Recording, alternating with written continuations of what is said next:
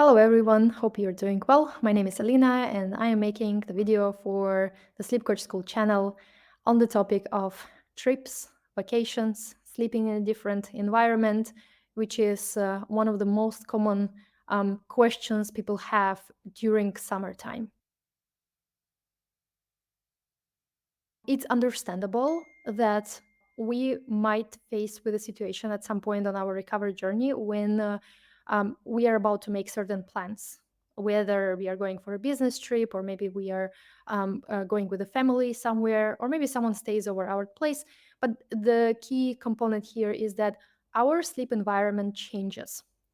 And before I get into sharing my insights about this situation, I want to say that overall, having um, all sorts of plans, going on trips, on vacations, living life despite insomnia is very helpful on the recovery journey because it gives us opportunity to face our fears, to see them for what they are. And in a way, whenever someone shares that they are going on a trip, I see it as a great opportunity to actually propel forward our recovery and learn some new things. It's understandable that that our instincts tell us to not go anywhere until we have resolved this issue. And I'm not saying that we have to now dive deep into living life fully and not offer some comfort or kindness on the way. Sometimes it can happen that we feel like this is not the right time for us to maybe go on a trip, and if this decision comes as an act of self-kindness and self-care, I don't see really a problem with that. Similarly, let's say we would have we get a flu or any sort of like catch cold, and it's totally understandable that our plans can change and we might need to attend to our needs, or maybe situations in our life change and then we might cancel plan. However, systematically avoiding trips from the place of fear of not being able to sleep, that can be tricky because it may offer us a relief in the short term, but in the long run, it keeps fear intact. It reinforces the fear barrier. And what I noticed is that the more we engage in avoidance behavior, the more and more we cancel our plans, whether it is going out with friends in the evening or going on trips. The every next situation like this, the fear barrier is going to seem even bigger and bigger and bigger, right? But it's totally okay if we find ourselves in this situation that we've been avoiding things for quite some time. It's still possible to break that fear barrier. So it's not like that, nothing could be done. But I just want to kind of like maybe introduce the idea that to look at those things like in life, like holidays, weekends, somewhere else, as an opportunity to learn something new, to improve in our recovery process. So let's say that we are going somewhere. We already have plans. Maybe it's in 1 week or in 1 month. And the usual message that I get from people is that I'm feeling anxious. I'm really scared to go on a trip, and yet I'm still going on a trip. But how should I approach that? And the automatic reaction of fear is completely normal when we are facing something new, a new experience, a new sleeping environment. So feeling anxious is expected. Maybe for some people, it can have a different degree of emotional reaction. For example, for someone it could be just feeling anxious and kind of like antsy about this decision. For other person it could be maybe a stronger emotion like a dread, like okay, I'm really afraid of this. Or for someone it could be just curiosity, like I wonder what my sleep would be like on a trip, right? So there is like the intensity of our reactions to trips can be different.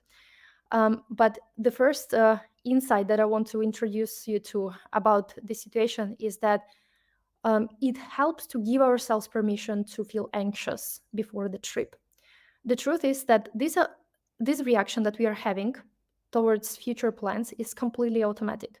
meaning that we don't consciously choose to feel anxious. It is something that our brain responds with when it sees that there is going to be some change in the environment. And one helpful thing to remember about our brain is that our brains are survival machines, and they don't feel comfortable with uncertainty, with not knowing how things are going to play out in the end, with not having means to control the situation. So it's natural that anything new is going to be seen as a threat, as something that our brain needs to protect us from. So instead of trying to not get anxious or trying to kind of like brush it off with this reaction or like invalidate it, it actually helps to own this reaction, to allow ourselves to feel anxious, to give our brain to communicate with us what it wants to say, because essentially our brain tries to help us out. It wants to keep us safe, and that's why it does all those it sends all those hyperarousal symptoms, like signals, and in themselves they're just messages from the brain. And in other words, our brain means well when it does it. Of course, having anxiety, having this kind of thought rumination is not pleasant, is not comfortable, and it's not supposed to feel comfortable, because the purpose of anxiety and fear is to motivate us to do something about our safety, to escape to safety, or maybe to fight with something, right? So approaching our automatic reactions with understanding, acceptance, with kindness towards ourselves is the first kind of step that allows us to further work with that fear. Before we own that reaction, we cannot fully see the situation clear, because that reaction is still going to in some way have control over us. But once we own this reaction, we validate it, it gets easier for the brain to cooperate, because it knows that we are not fighting it. Now, the second insight that I find helpful in these situations is that now, as we kind of like accepted the fact that we are feeling anxious, and we validate this experience, now it helps to maybe just to ask ourselves, what is it that we are actually afraid of here about going on a trip? And then once we find certain like assumption, then we can challenge and deconstruct that assumption. And here are the few examples. For example, we might have an assumption that normal people can sleep anywhere, meaning that anyone should be able to sleep on the trip. And if they don't sleep, then if I don't sleep on a trip, it's something is wrong with me, right? So now we can take this assumption and try to really question it. Is it actually so that every single person without insomnia sleeps perfectly when they're on a trip? And we might actually look into our own experience prior to insomnia. Maybe we can look into the experience of our relatives, or friends who might have gone on certain trips, and we might see that even though they don't have the fear of sleeplessness as we have during insomnia, they might still can have not really perfect nights on the trip. Their sleep might be disrupted. The room can be too hot, too noisy. The mattress is uncomfortable, or maybe they drink too much or eat too much. For whatever reasons, their sleep on the trip can be disrupted, and it's completely normal. So, in a sense that it is not a rule that everyone must sleep when they're on the trip. And normalizing that it is normal to experience certain sleep disruption on the trip, that can already drop some pressure of us, making it okay for wakefulness to happen on the trip. Because usually, like, what creates the most suffering is this kind of like a pressure on us to sleep. So we are just looking for ways to drop this pressure. Or we might have an assumption or a belief that if I don't sleep well on a trip, it's going to be a disaster. We can also question this assumption, because of course it's not pleasant when we have a rough night, and then we might feel tired, we might feel groggy the next day. It's understandable that there might be certain level of discomfort. However, sometimes we might kind of like brush off the whole day based on how our night went, and it just kind of like keeps reinforcing this fear that if we have a rough night, it's going to be a terrible day. In reality, what we might notice is that We might have a wakeful night, but then during the day we might feel actually quite okay. We might still have nice experiences, maybe something, we see something nice on the trip, or have fun during this day. Just noticing those small things that kind of disprove this assumption or shaking this belief, it can already help. It might also be helpful to think of it from the reverse perspective. Let's say we have a perfect night. We have absolutely, the best sleep ever, but the next day is going to be completely rubbish. Let's say I don't know, maybe the weather is terrible, or maybe something happens on the trip and we are not actually enjoying our day despite having perfect night. So now just kind of questioning this connection between how our night goes and how our day goes, this can also start to weaken the pressure on us to have a perfect night. So inquiring into our beliefs and assumptions and just seeing like whether it's actually true might help to decrease pressure on us to sleep.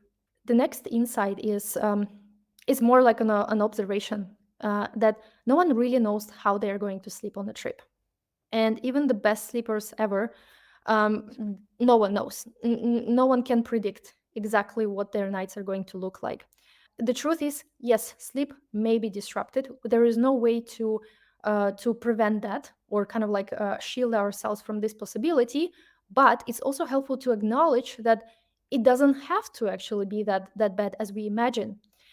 Usually, we kind of like expect the worst to happen, but oftentimes a person might, after the trip, report that actually I had pretty decent sleep, and it was so surprising for me to see that, because I thought that I'm not going to sleep at all.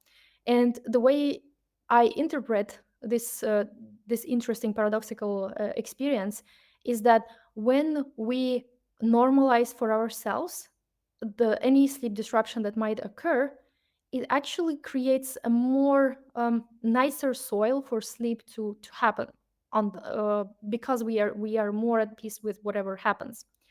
And it helps to kind of like lean into that uncertainty, and try to find the comfort within the discomfort of being uncertain about the outcome. So in a sense, by allowing wakefulness to happen, we are not excluding a possibility that our nights on the trip might be actually quite decent, right? So we also accept that possibility as well. We accept the whole kind of like palette of all the experiences. um, so that's another point that I find like valuable to think about when we are going on a vacation or trip. And fourth insight here is more of a kind of like maybe a bit actionable one. It is where we start to change the way we think about the upcoming trip. A very natural reaction is to ask ourselves, how can I prevent sleeplessness from happening on the trip? Or maybe we are thinking, how can I prevent anxiety from happening on this trip, right? Either way, we are already putting ourselves in a defense mode. We are already looking for things um, to do in order to avoid certain experiences, and that's not really helpful because it's already uh, kind of like notifies our brain that there is the enemy or danger it needs to protect us from, which again like increases our hyperarousal and does not really help us in any way. So what I find helpful is to shift our perspective, and instead of asking ourselves how can I prevent something, we can go for how can I make it okay, or how can I make it comfortable for myself to experience wakefulness and or anxiety on the trip if it happens. So now this kind of like line of questioning can already it already assumes that even if it happens, that we are awake at night, we can still do certain things that we find comfortable, right? So we are already putting our mindset towards more acceptance. From my experience, my usual kind of go-to answer to this question was I would make sure that I have with me headphones so that I can do something on my phone or on my laptop, or when I couldn't sleep on the trip. And most of the time I actually didn't need those things. By thinking about this way, my brain already knew that the issue is being taken care of, and even if something happens, even if like wakefulness happens, I know I'm going to do this. So my brain already has something like a clear plan for the situation that it doesn't find comfortable.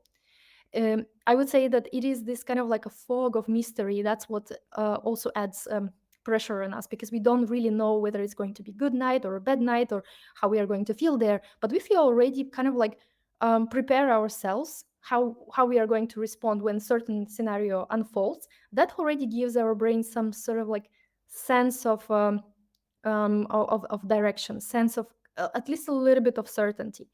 And that already can put our minds a little bit at ease. And in this sentence, like I kind of like put it in capital letters, like if, because again, as I said, it doesn't actually have to be that way. We might be fully embracing the possibility of wakeful night, but we might not actually experience it, and that's also okay, right? We are not excluding this possibility from our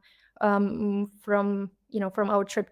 So these were the insights that come to my mind, something what I found helpful personally for me when I was going through insomnia recovery process. And I just want to say that whenever we are considering doing something like courageous, like living life despite insomnia, um, give ourselves compassion and even like kudos for taking this courageous step, because I know it's not an easy decision, but the fact that you are considering taking it is already shows that you're willing to work with your fears, and that's a big component in the recovery process. So I hope this video was helpful. Thank you so much for watching until the end, and I'll see you soon. Bye. Hi, it's me, Coach Daniel, and I hope you found the video you just saw full of inspirational content and full of educational content as well, because that's really what we try to do here in the school. We try to educate and inspire. And if you're finding that things are clicking for you and sleep is happening easier and you're leaving the struggle, please let us know in the comment section, because we live for that. We live for hearing how somebody is finding sleep and life becoming lighter and easier. And not only are you doing us a huge favor as sleep coaches and like filling our tank with that gas that makes us never want to stop doing this, but you're also helping the community.